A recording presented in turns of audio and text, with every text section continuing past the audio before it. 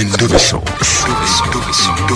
Kugenda mu mukawugeezi tifama ekintu buli ky'omuziki.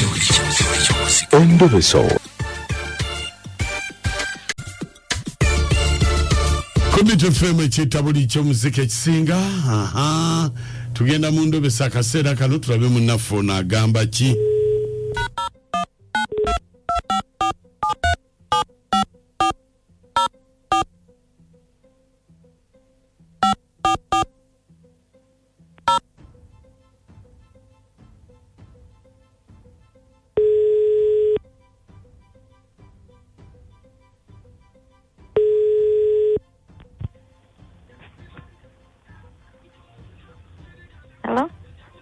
Halo, jebale nyabo nze bampita Mukunja mu program sisimuka no Endobeso.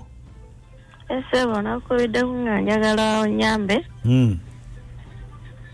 Waliwo omuwala amwita Rose. Amwitani? Rose. Mukwano gwa Ewange bange Sematimba. Bawe Sematimba, Omuwala oyo asobedde. Ewange Nasula nalwawo kale. Ewe mbuuza bange agamba nti mukwano gwe nnyo. Nga abazzewo okulaba baawo mukwano gwe.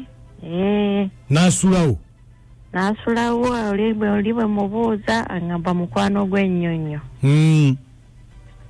Kakati sitegeera kiri wakati waabwe mbadde njagala tumulobeseemu ko tumpulire.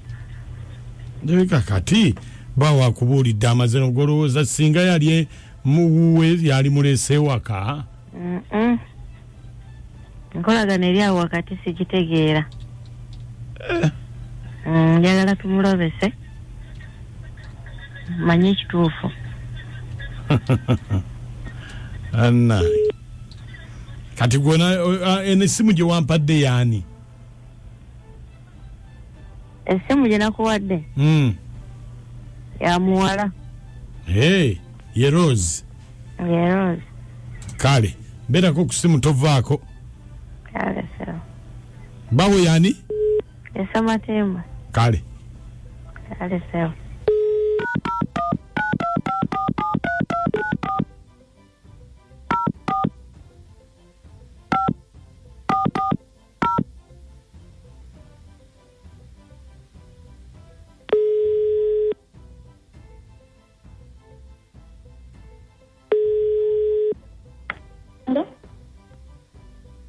Rose. Hello. Rose.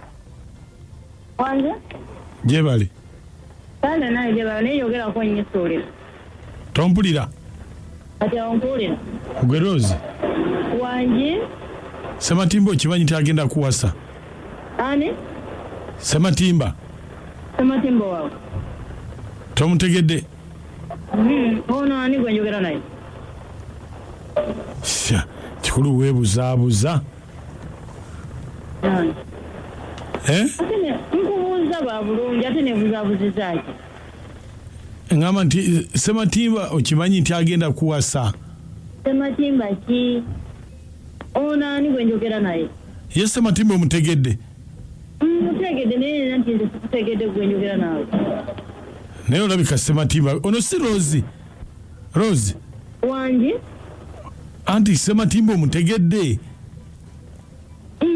Nani anti? Njogera nani kati sawe? Nze Joseph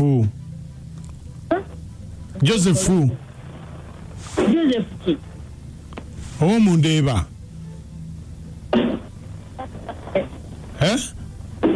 Kutegedde mukwano. Naye munange sekiyege mawulire just gembadde ngenda genjagadde okuwa. Ate kati baba agenda kuwasa. Kyenkugamba nti ye Sematimba omutegedde. Omutegedde agenda kuwasa. Embaga yuno yennyini ne kaadi zafulumye. Agenda kuwasa? Ekyo tekisoboka kubaawo. Tekisoboka ate kitya nti nkugambye ne kaadi nze yange bagimpadde. Ontegedde nze Joseph. Awasende wendi. Awasende wendi aliwo okulimbalimba baana b'abandi bwawasano bwawasoli bwamuleka awase naye kunze naye awase awasenze wendi awase aliwo kulimbalimba ono n'oli nalimbalimba ono n'oli ate ne kaadi yo nze yabadde agimpadde nti gimutwalire ogiretere nze mugambe tatawaana mugambe kunze n'embaga ye mbuga ayagala bise anti kati kaadi ngikusanzeewa taagala ani gwe mumanyira naye ate kumanyira gwe tuyagala kubeera ku mukolo temumanyira mpozi mwagala embaga zammwe zise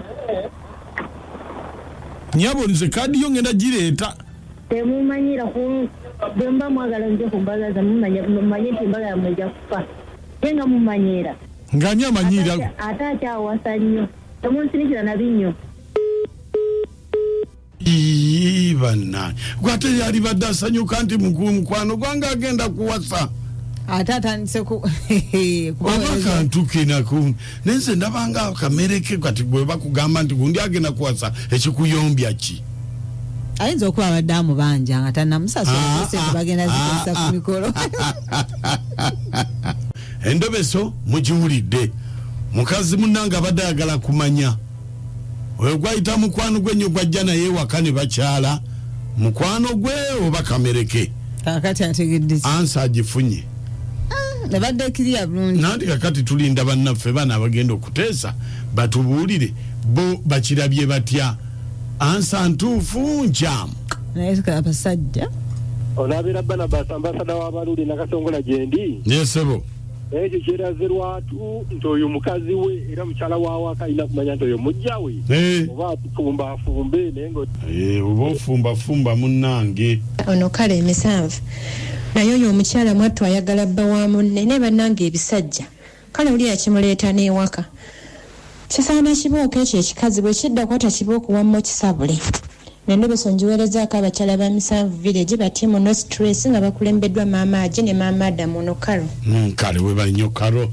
nze kade kajyawo ako kamereke owe yakayomba nnyo yo yamwagala dda asajja Mukunja muli batemu bannange muli batemu oba musaana kubeera mu nsi zaawa eno ina mukyala wo ono omulala omuleeta ono omulima nti mukwano gwange kituufu baagalana naye basajja mmwe Katonda tali basonyiwa mama Innocent ene mpigi webale nnyo mama Innocent webale tuweereza bannamasaka kwe tuli straight bannange tusanise obbawuliza waliwo omwana wa boda ekaddugala bamuyita Kigozi gwe bakazaako South Africa ayagala BTFM mutulabire taata Nito omuwagizi wa Liverpool gwe bamanyi nga ambasada semalayika babanyumiddwa ensi eno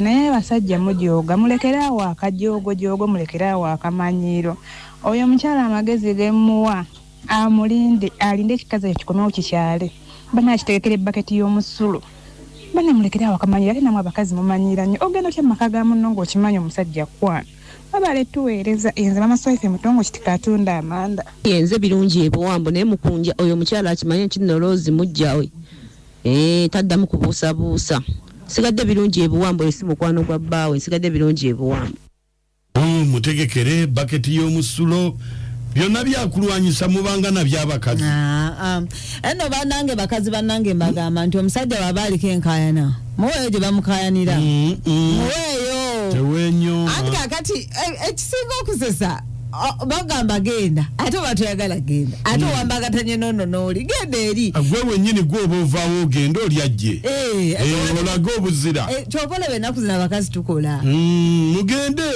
no problem obuzibu si bwakola nanti ate bwekuba kugenda ne wano wetuli kubeerako ez'omukazi anti owulira obubbi ate obubbi kika byabaana awulira obwo bwe bubbi bwennyini ajja baana azaala omu oli naye ajja akole mugatte naye nga